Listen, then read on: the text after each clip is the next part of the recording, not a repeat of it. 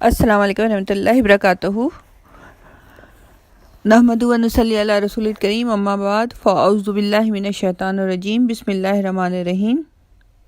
ربی اشرح لی صدری ویسر لی امری واحلل عقدۃ من لسانی یفقہوا قولی۔ شروع اس خدا کے نام سے جو بڑا مہربان اور نہایت رحم والا ہے، ہم سب سے بے انتہا محبت کرنے والا ہے۔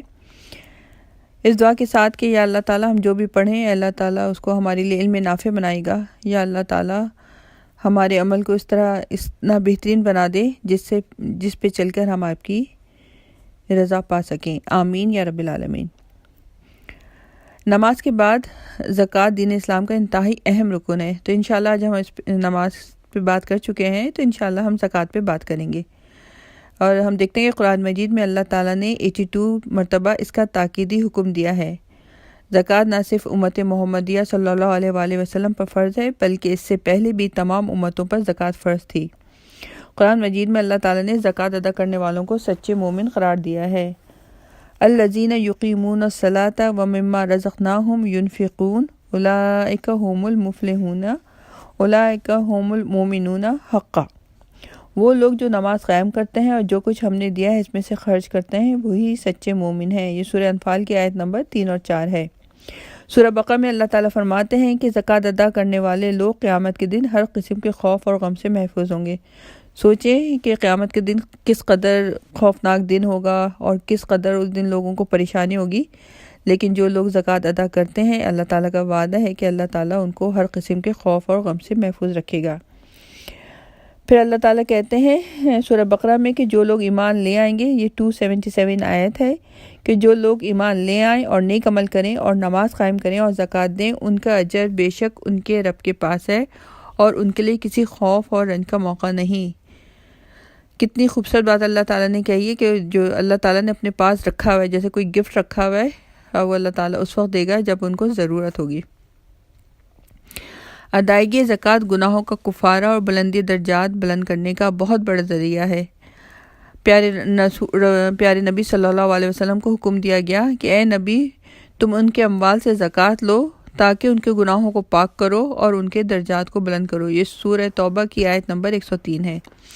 زکوٰۃ ادا کرنے سے نہ صرف ہمارے گناہ معاف ہوتے ہیں، بلکہ اللہ تعالیٰ ایسے مال میں اضافہ کرنے کا بھی وعدہ کرتا ہے۔ سورہ روم میں اللہ تعالیٰ فرماتے ہیں کہ جو زکوٰۃ تم نے اللہ تعالیٰ کی خوشنودی حاصل کرنے کے لیے دیتے ہو، اس سے دینے والے ہی اپنے مال میں اضافہ کرتے ہیں۔ یہ آیت نمبر 39 ہے۔ یعنی کہ جو ہم اللہ تعالیٰ کرتے تو ہیں، ہم زکوٰۃ جو دے رہے ہیں، اس سے ہم اللہ کی خوشنودی حاصل کرنے کے لیے دے رہے ہیں کہ اللہ ہم سے راضی ہو جائے، لیکن جب ہم زکوٰۃ دے رہے ہوتے ہیں تو اس کے دینے سے ہمارے مال میں بھی اضافہ ہوتا ہے، اور ہر کوئی یہ چیز چاہتا ہے کہ اس کے مال میں اضافہ ہو، اس کی صحت میں اضافہ ہو، اس کے رزق میں اضافہ ہو۔ اچھا، لفظ زکوٰۃ کو اگر دیکھیں تو اس کا مطلب ہوتا ہے کہ پاکیزگی اور اضافہ، یعنی اس کے لفظ سے بھی پتہ چل جاتا ہے کہ جو چیز بھی ہم دیں گے، جو زکوٰۃ ہے، وہ اس میں پاکیزگی کرے گی، یعنی ہماری جو کمائی ہے اس کو صاف ستھرا کرے گی اور اس میں اضافے کا باعث ہوگی۔ اچھا، اس سے ایک اور یہ بات بھی سمجھ میں آتی ہے کہ جو ہے کہ ادائیگی زکوٰۃ کا جب اتنا اللہ تعالیٰ نے کہا ہے، تو جو لوگ زکوٰۃ نہیں ادا کرتے ان کو کیا نقصان ہوتا ہے نا۔ تو اللہ تعالیٰ نے سورہ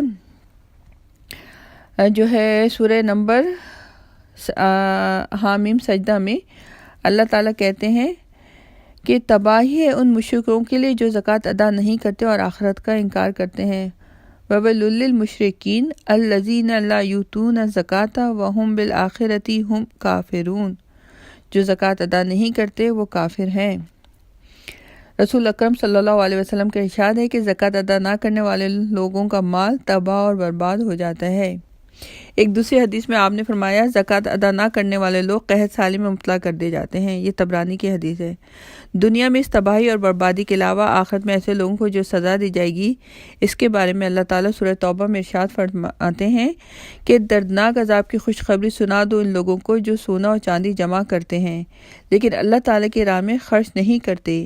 ایک دن آئے گا کہ اسی سونے چاندی پر جہنم کی آگ دہکائی جائے گی، پھر اس سے ان لوگوں کی پیشانیوں اور پہلوؤں اور پیٹھوں کو داغا جائے گا اور کہا جائے گا، یہ وہ خزانہ ہے جسے تم اپنے لیے سنبھال کے رکھتے تھے، اپنے اس خزانے کا مزہ چکھو۔ سورہ توبہ کی آیت نمبر 34 اور 35 ہے۔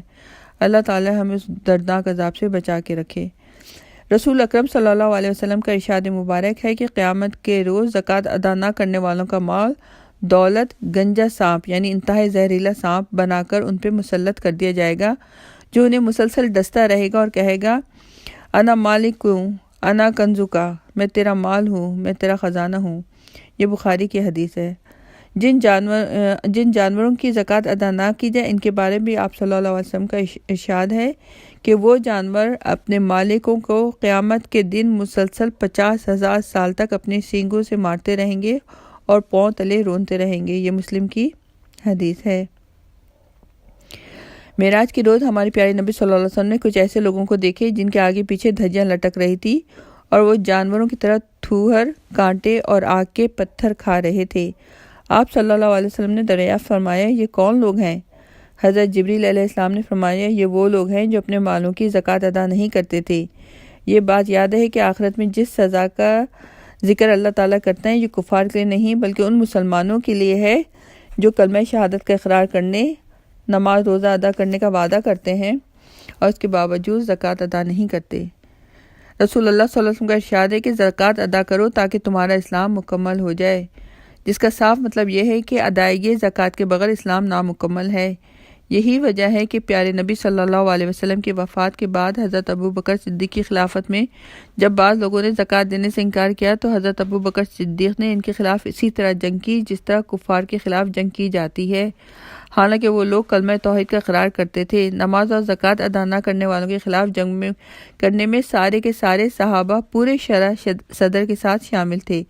اس سے معلوم ہوا کہ وہ آدمی جو زکوٰۃ ادا نہیں کر رہا، اس کا ایمان، اس کی نماز، اس کا روزہ سب بیکار ہے اور عبث ہے۔ اس لیے ہمیں اللہ تعالیٰ سے دعا کرنی چاہیے کہ جب اللہ تعالیٰ کو پتہ ہے کہ